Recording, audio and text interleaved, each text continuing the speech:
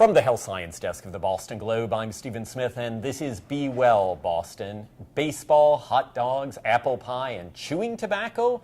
For a long time, they've gone together just like balls and strikes. But now health advocates in Boston are calling on Major League Baseball to ban chewing tobacco from the game because they're afraid that young fans will pick up the harmful habits of their baseball idols. Dr. Raj Krishnamurthy of BU and Boston Medical Center is here with words of caution about smokeless tobacco. So why is there so much concern about chewing tobacco? So the concern was that chewing tobacco, or at least the thought was initially chewing tobacco was pretty harmless, that it was really just confined to the mouth and it really didn't have all the bad effects that smoking does, inhalation of smoke and the carcinogens and the other bad things that are in it. But actually chewing tobacco has a lot of nicotine, and there's some absorption of that nicotine that does happen. And so kids can get addicted to that.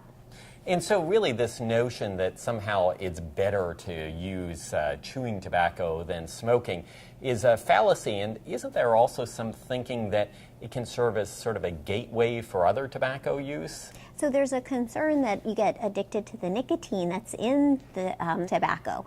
And then what happens is you need more of a nicotine fix. That's what happens with addictions. And you end up smoking cigarettes, and then that addiction just continues. You smoke more and more. So that is a concern.